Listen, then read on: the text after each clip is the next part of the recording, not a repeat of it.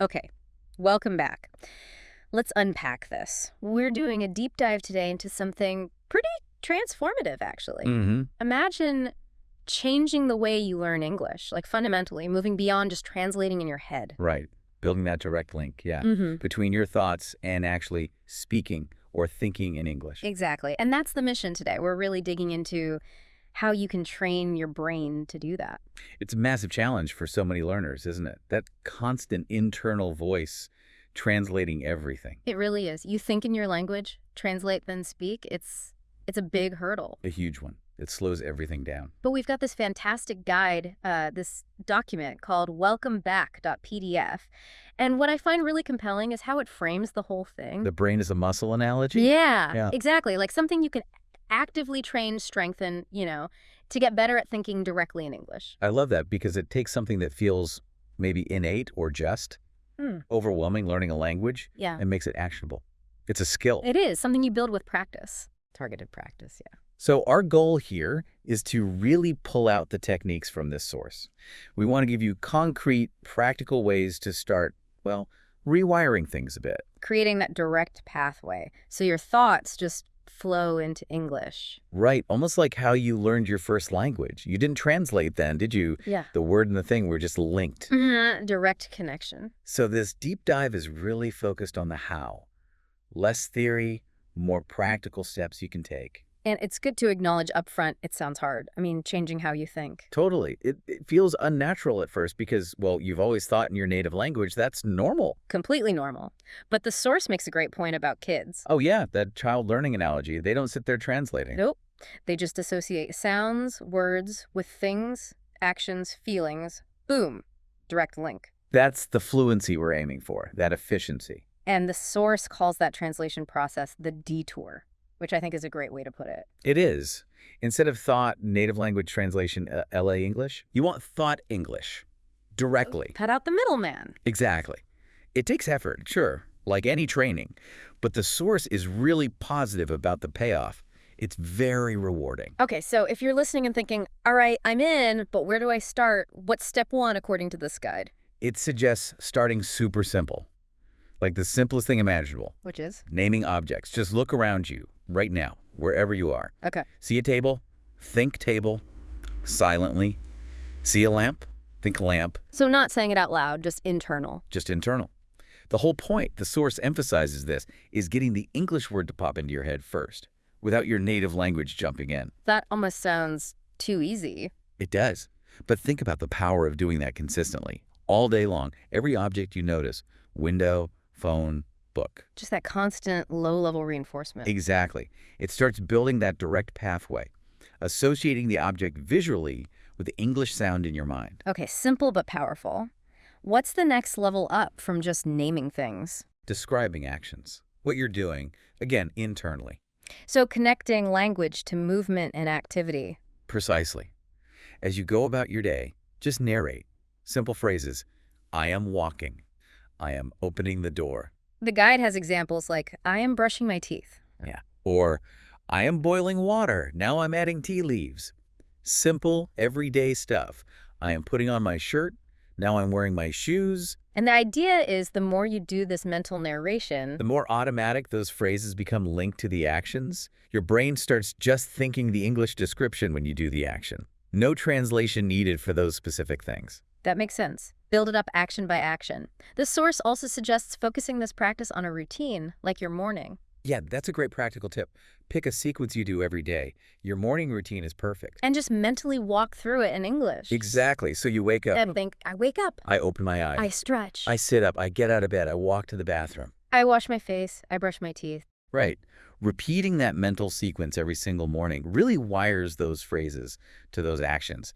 It carves out a little part of your day where English is the automatic thought language for those specific tasks. So we've got objects, we've got actions, the external world, kind of.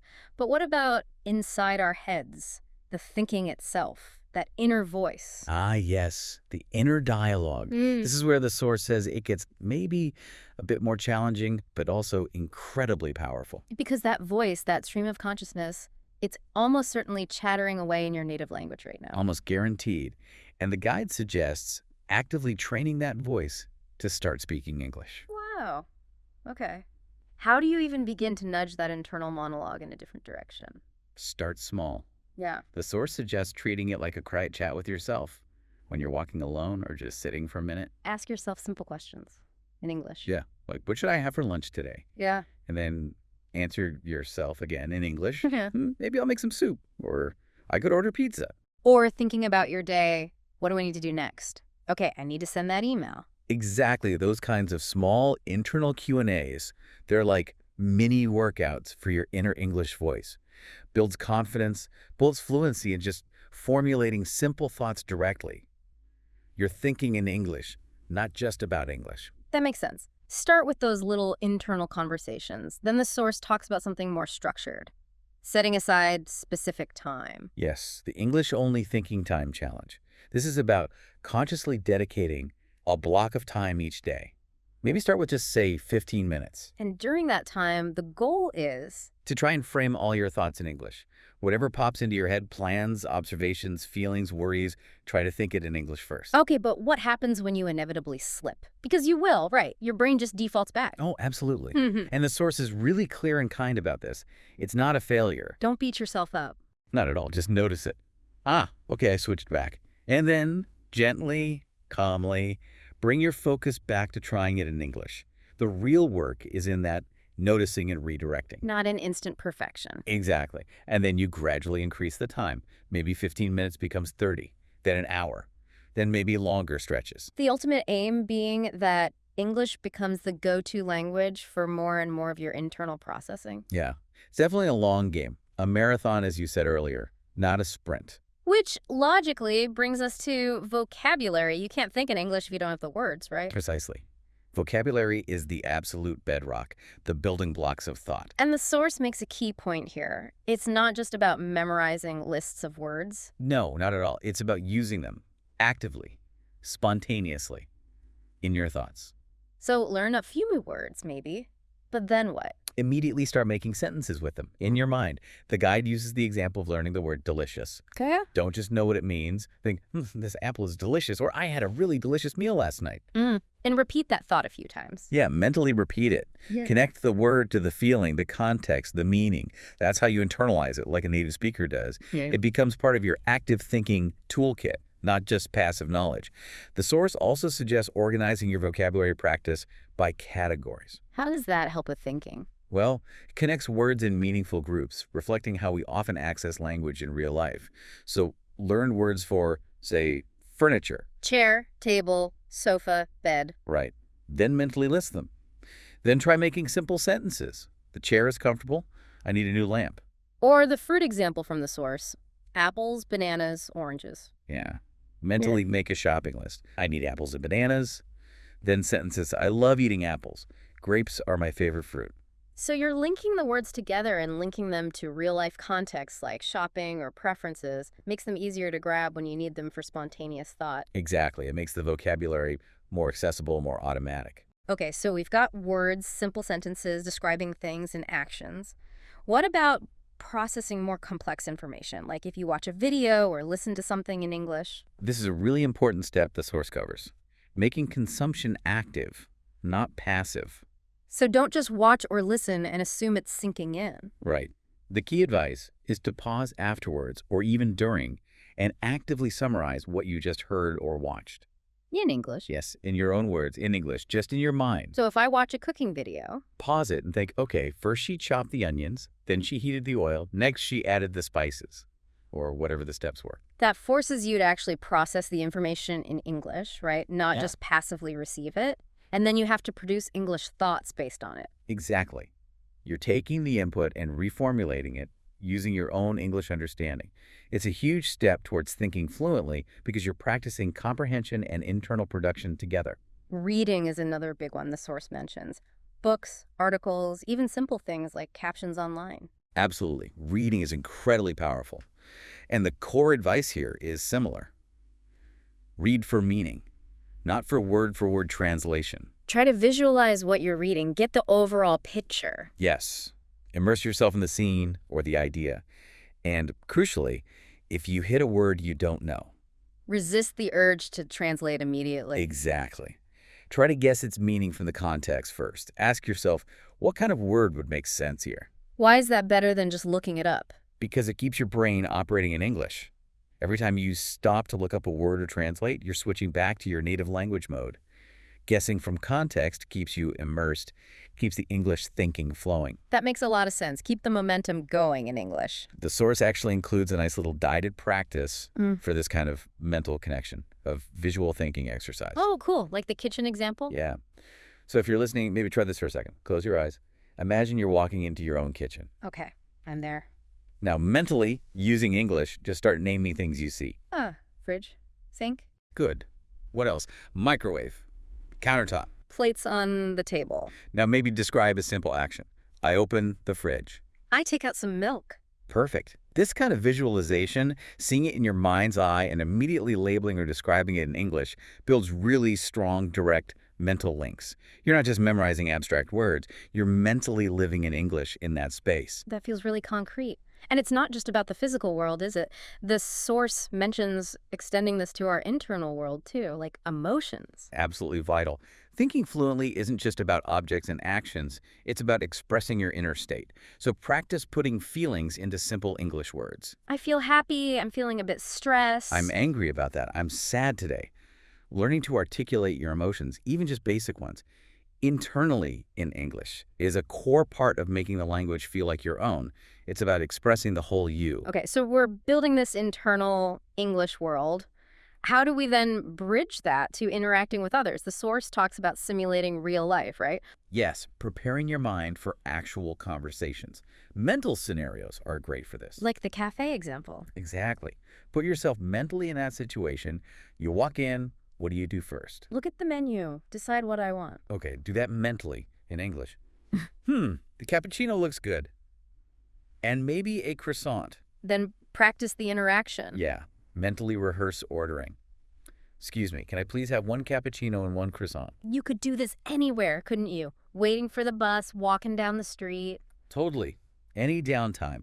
The more detail you put into the mental simulation, the sights, the sounds, the potential responses, the better your brain gets at activating the right English for that situation when it actually happens. It's like pre-paving the neural pathways. Building conversational muscle memory. That's a great way to put it. Mm. And it works for all sorts of common situations. The source uses the supermarket as another example. Right. Walking down the aisles, thinking in English. Narrate your shopping trip internally. Okay, first I need rice. Where's the rice aisle? Uh-huh. Over there. Let's see.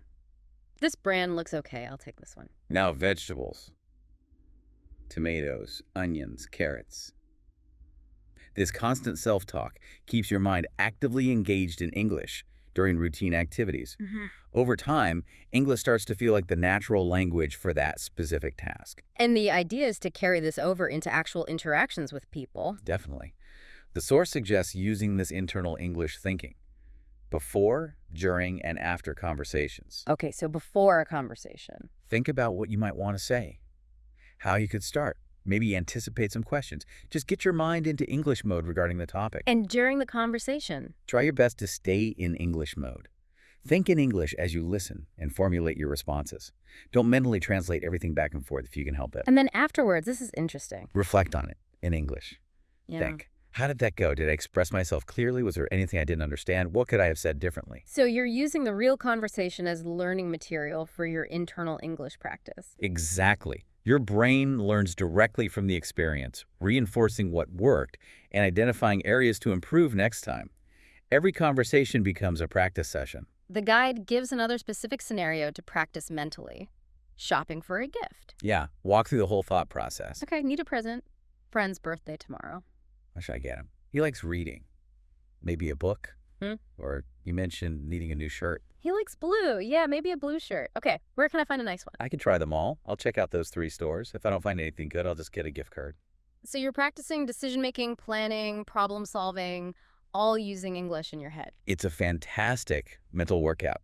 The more you practice these kinds of internal planning scenarios, the more automatic it becomes to use English for those higher-level thinking tasks. What about actual speaking practice? The source mentions mirror talk. Yes, talking to yourself in the mirror. It sounds a bit weird, maybe. A little. But it's surprisingly effective. The guide says start simple. Like just saying hello. Yeah. Hi. how's it going? And then answer yourself. Pretty good. Busy day today. Talk about what you did. I went to work, had a meeting, cooked dinner. Exactly. Start with simple recounts. Then, as you get more comfortable, you can talk about opinions, feelings, plans in more detail. And the benefit is? It builds confidence. You get used to hearing yourself speak English, you can pay attention to your mouth movements, your pronunciation, and crucially, there's zero pressure because nobody else is listening. It helps bridge the gap between internal thought and external speech. Okay, moving on to reinforcing all this learning. The source talks about reflection, particularly reviewing your day. Yes, this is a really powerful habit. At the end of the day, maybe before sleep, take a 4 moments to think back on what happened. And the key is to do this review in English. Absolutely. Mentally recount the main events. Okay, woke up late today, oops. Rushed to work. Had that movie with the boss, it went okay, actually. After work, I stopped at the shop, bought groceries, came home, made pasta, watched a bit of TV, now I'm tired. Exactly like that. You're connecting your real-life experiences directly to English descriptions, which is a very strong way to reinforce the language and practice recall. The guide provides a slightly more detailed example of this daily review too, doesn't it? It does, sort of painting a picture of a hypothetical day. Let's try that. Okay, so today, I woke up at 7, felt pretty good, brushed my teeth, took a shower. I wore my favorite blue shirt and jeans, had eggs and toast for breakfast. Then I caught the bus to work, listened to that English podcast on the way. At work, I answered a bunch of emails, had lunch with Sarah from accounting. After work, I walked home because the weather was nice, watched an episode of that show in English. Now I'm ready for bed. Doing that kind of recap nightly really helps your brain get used to summarizing and structuring your day's events using English. It becomes more automatic. Journaling is another tool the source suggests for this kind of reflection. Yeah, writing your thoughts down in English. And again, the emphasis isn't on perfection. Don't worry about grammar or spelling mistakes. Not for this exercise. The goal is training your thoughts to flow in English. Just get them onto the page. Start super simple if you need to. Like, today was okay, learn something new. Perfect, just 1 or 2 sentences. Then gradually write more as you feel comfortable. How does writing help differently than just thinking? It slows down the thinking process, makes it more deliberate. You can see the English words, which reinforces them visually. And reading it back later can be really motivating to see your progress. What about recalling past events, like telling stories to yourself? Another great technique mentioned, pick a happy memory, maybe a trip or a fun event, and try to recount it internally in English. The source had an example about a trip, right? Yeah, something like, last year I went to the mountains with my family. The weather was cold but sunny. We built a fire and cooked noodles outside. We laughed a lot. It was a really great trip. So you're practicing narrative structure, sequencing events, and linking descriptions and feelings to past experiences, all in English. Exactly. It helps your brain handle stories and real-life events fluently. Okay, let's shift to some more active, almost game-like training techniques the source suggests. Yeah, these are fun ways to keep your brain sharp.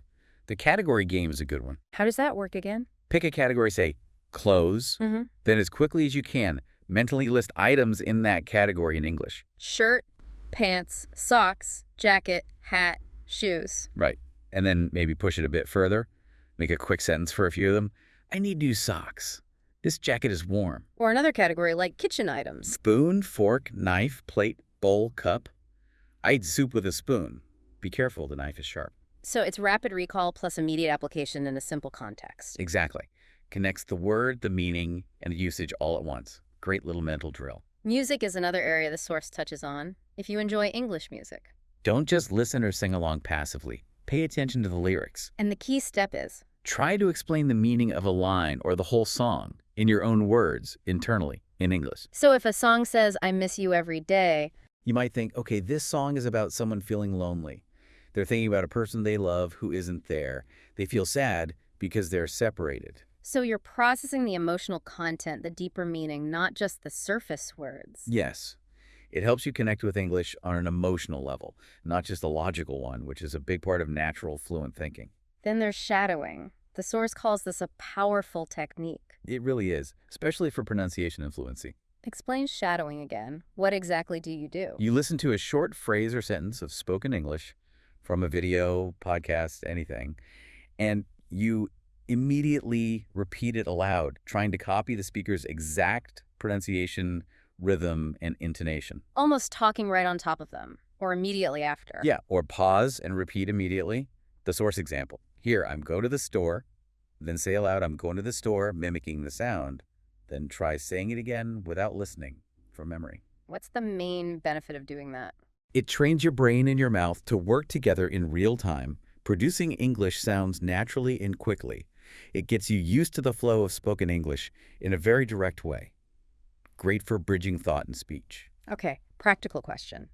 What happens when you're trying to think in English, maybe describing something or having an internal conversation, and you just blank on a word? You know the concept, but the English word won't come. That happens all the time, even to native speakers. The crucial advice from the source is, don't immediately give up and switch to your native language to find the word. So what should you do? Try to explain or describe the word using other English words that you do know. Circumlocution, My basically. source used broom as an example. Right, if you forget broom. And you think, that's that thing. You use it to clean the floor. It's long, has a handle, Yeah. and stiff hairs at the bottom. Ah, so you talk around the word. Exactly. It keeps your thought process flowing entirely in English. You don't break the immersion. And honestly, being able to describe a concept when you don't know the exact word is a really valuable communication skill in itself. It shows higher level thinking. That's a great tip. Keep the English engine running. Another real-time practice mention is describing scenes around you. Yeah, like the park example. You're just sitting there observing. Start simple again. There's a dog.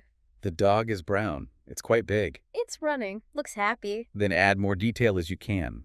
It's chasing a red ball. Some children are laughing nearby. The dog looks very friendly. The sun is shining. It's a nice afternoon. This constant observation and immediate description in English really sharpens your brain's ability to process the world around you directly into the target language. Makes you quicker on your feet, mentally. To keep things fresh, the source suggests daily thinking challenges. Yeah, just give yourself a small, specific task each day.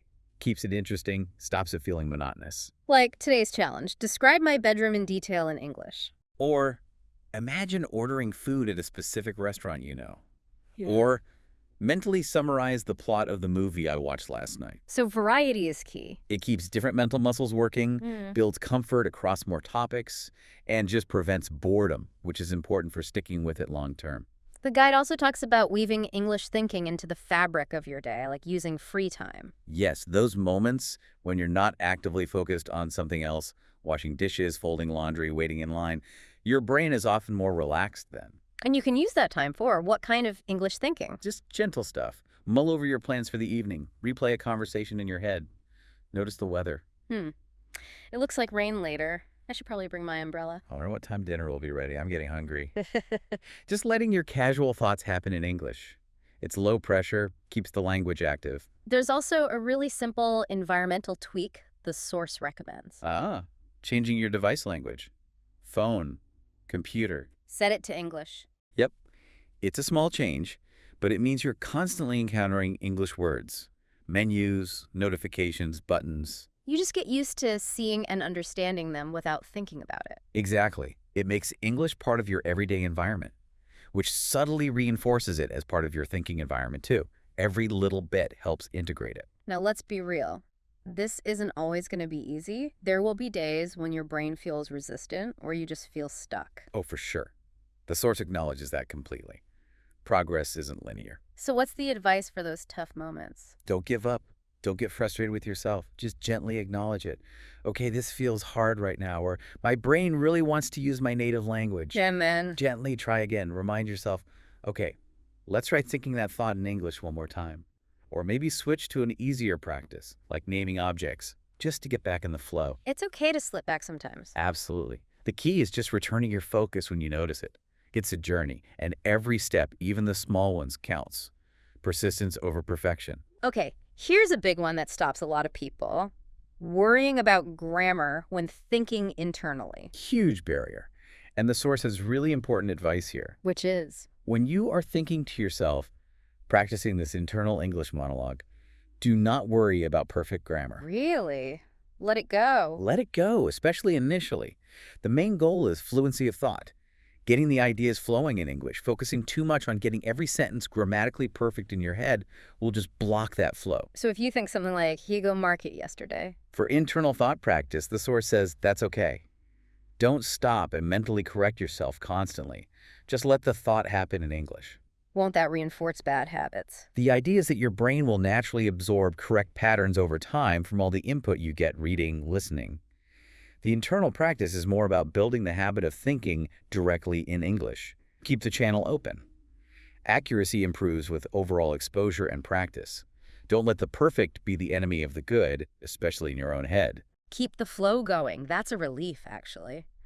The source also suggests connecting this practice to your goals. Yeah, a really powerful habit. Think about your daily goals or even bigger life goals in English. Maybe every morning. Great time to do it. Mentally outline your intentions. Okay, today I will finish that chapter. I want to make sure I talk to my colleague about the project. I will practice English thinking for 20 minutes. How does thinking about goals in English help? It connects the language directly to your motivations, your aspirations. It makes English feel relevant to your future, not just an academic subject. Builds a deeper, more personal connection. Another specific mental exercise mentioned is describing objects in more detail. Right. Pick something nearby, say your cup. Okay, got a mug here. Now, describe it mentally in English, adding details. This is my favorite mug. It's blue. It has a picture of a cat on it. It's ceramic. It feels warm because my tea is hot. I like drinking tea from this mug. Perfect. Now pick something else. Your shoes. These are my running shoes. They're mostly gray with some orange bits. They're comfortable. A bit dirty, actually. I wear them when I go for a run. See, this trains your brain to move beyond simple labels and access descriptive words quickly, painting a fuller picture in English.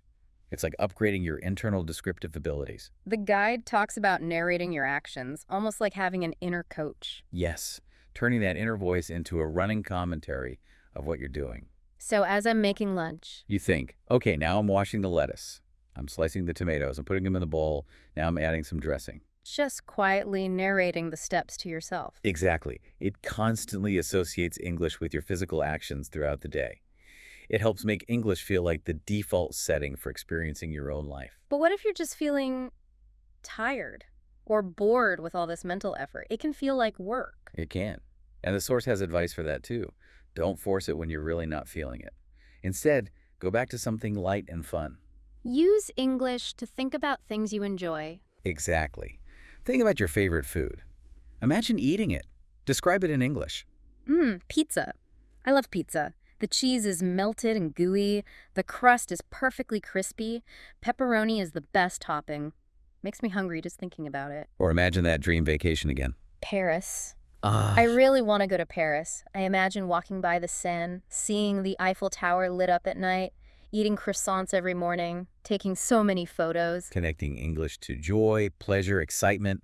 It refuels your motivation and reminds your brain that this language is about enjoyment too, not just effort. Here's an interesting one. Teaching yourself something in English. Yeah, explaining a simple process, even if no one is listening but you. Like how to make tea, the source example. Right.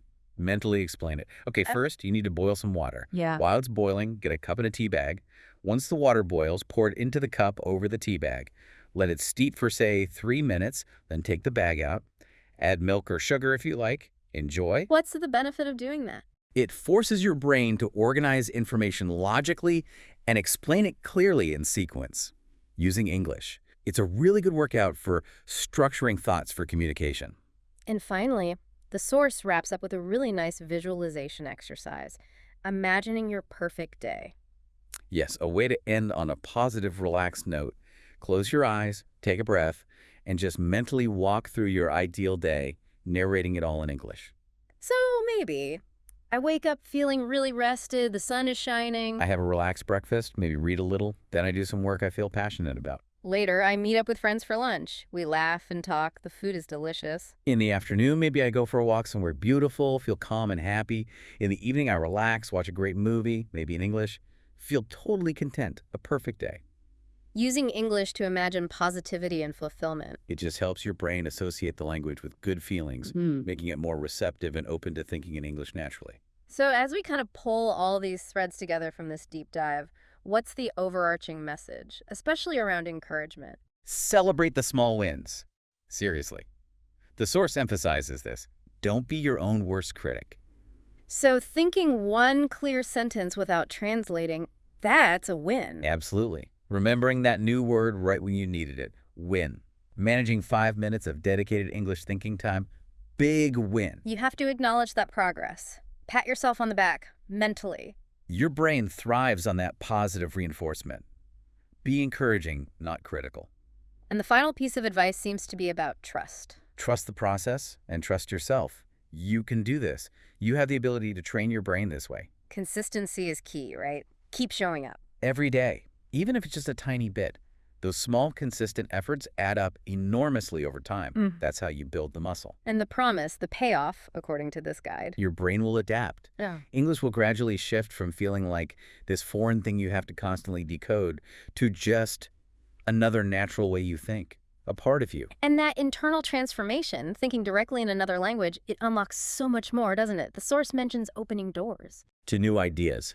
Definitely. Different ways of seeing the world, new opportunities, culturally, professionally, deeper connections with people. It's profound. It really is. It goes way beyond just passing a test or ordering coffee. It changes your internal landscape. So we've covered a huge amount today, pulling from this source material. Everything from just naming a chair, All the way to visualizing your perfect day, narrating actions, playing thinking games, simulating conversations. a whole toolkit for training your brain. And the core message running through it all is pretty clear, isn't it? Patience, consistency, practice. Those are the keys. It's a journey. There's no magic trick. Hmm. But every single effort you make to think directly in English, however small, is building that pathway. It really is possible. Thinking in English isn't just for language geniuses. It's a skill you can actively develop, and it's incredibly rewarding when you start to feel that shift happen. It changes everything about how you experience the language. Which brings us to a final thought, something to maybe ponder after this deep dive. The source talks about opening doors by thinking in a new language. But consider this. If you can intentionally train your brain to fundamentally change how it processes language and thought in this way, what else could you train it to do? Interesting. What other foundational aspects of your thinking, maybe even in your native language, could you consciously reshape through deliberate practice? The power isn't just in learning English itself. It's in recognizing and harnessing your mind's ability to adapt, to rewire, to learn new ways of operating. So the question becomes, what will you train your brain to do next?